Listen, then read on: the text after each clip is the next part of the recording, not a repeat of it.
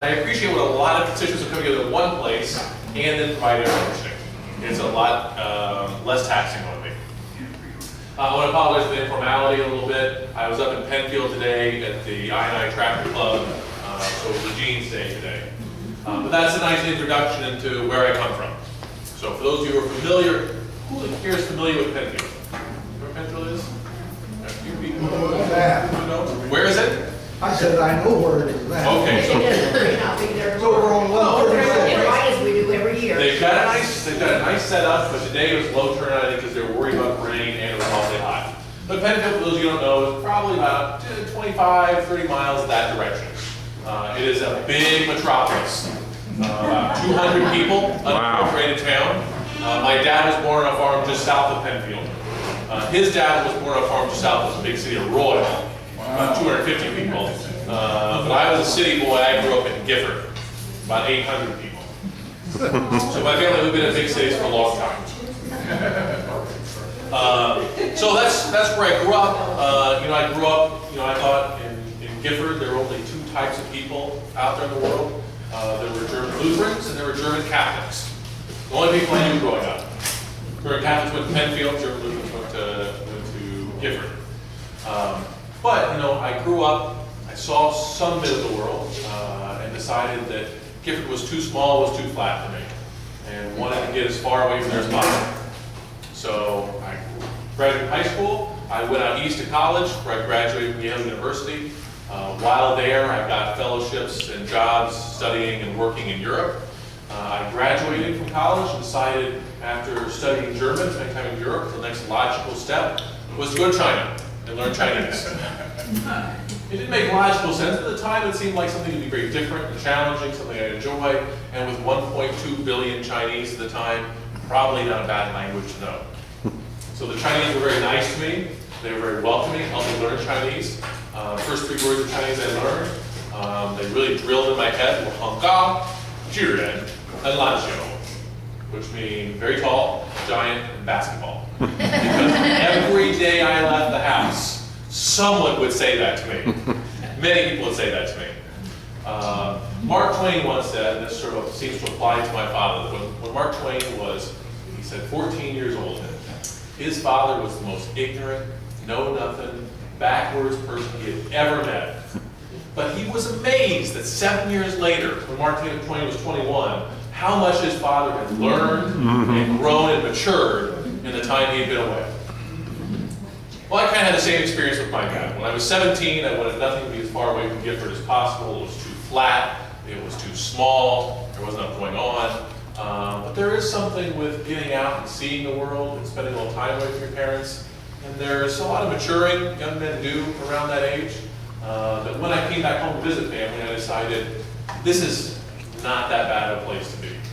Not a bad place to be from, it's not that bad a place to live.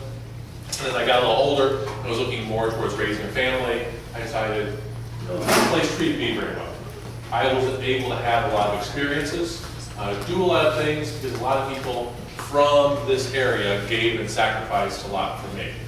And so when it came time to move back here and decide what it is I was going to do with myself, I decided that I wanted to give back to the people who had done a lot for me. And one of the ways I thought I could do that was through public service, was running for office.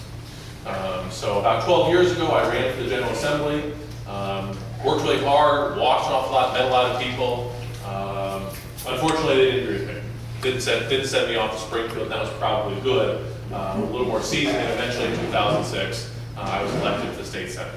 So you guys can talk a little bit about evolution in the state senate. Wow, what an exciting 4 years to be serving in Springfield. I came in right after Robin Bush's re-election. Very quickly I had some ideas of how Springfield would work, how you introduce legislation, how you have discussions, and almost right off the bat, Robin Bush says, we're going to have a gross receipts tax. They're going to fund a major expansion of healthcare.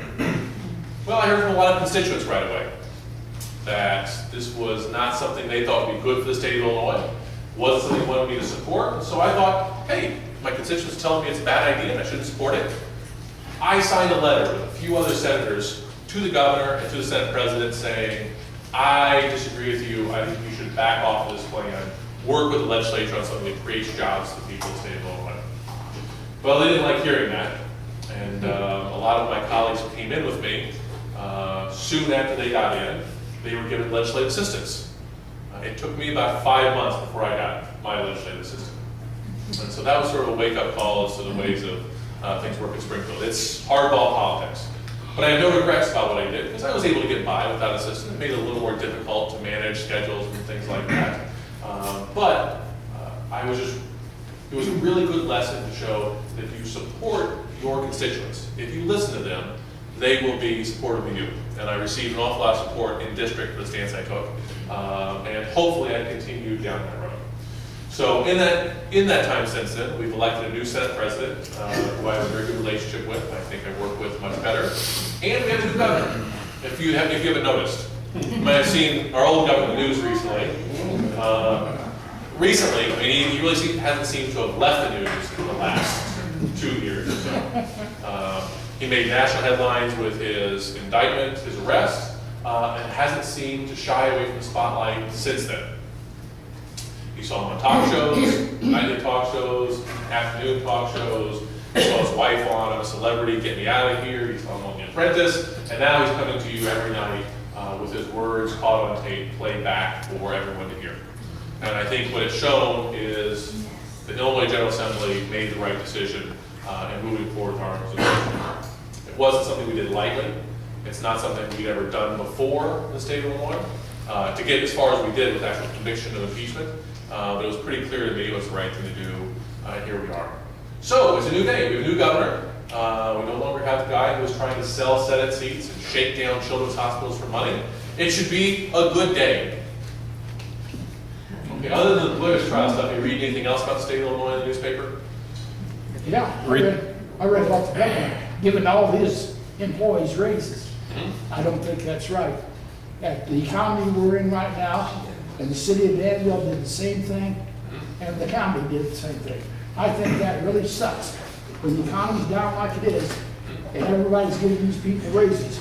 How many people you got on your staff? Sure. Me? Yeah. I have 1 full-time, 2 part-time people. Did they receive a raise this year? No, they did not. Okay, good job. Actually, 2 of them have not received a raise for the 4 years they've worked for me. Great. They work for me because, well, I like to think they believe in me. They also really like the work they do. They're both retired. They work in my Danville office. They work part-time. They like getting phone calls from people and being able to help their friends and neighbors. So, they don't really do it so much for the money. And I think a lot of people who serve in state government, I mean, you expect to get paid, but when the state is facing a $13 billion deficit, let's say it has to lay off other people, let's say it is several months behind in paying vendors, that's not necessarily the right time for the state to be giving out raises to the governor's people around him. So I would agree with you on that. Right. So things, some people tell me nothing's changed in Springfield. We've got a new governor, but everything is still bad, everything is still broken. I can tell you 2 things. Yes, things are still bad, but they're bad in a different way. And when I came into Springfield, my first 2.5 years, 2 years, I served with Governor Frerichs. I served Pac-Man for 1.5 years. In his first 3 days in office, I spent more time in the governor's office talking about issues affecting Vermilion County than I did in 2 years with Governor Frerichs.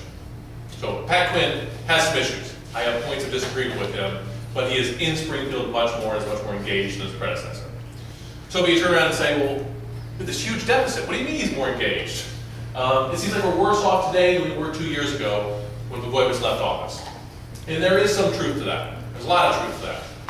But I think a lot of that has to do with a plunging economy, a very deep recession has affected not just the state of Illinois, it's affected every state in the country. Every state in the country has had, we had the National Council of State Legislatures come in. Every state in the country was facing a budget deficit except for 1 this year.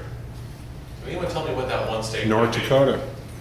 Very good. I know why. Do you know why? Yeah, tell us. Do you know why? Well, I have my idea. They've got their own state bank. Well, the National Council of State Legislatures, their reasoning wasn't the same. Their own state bank may help out,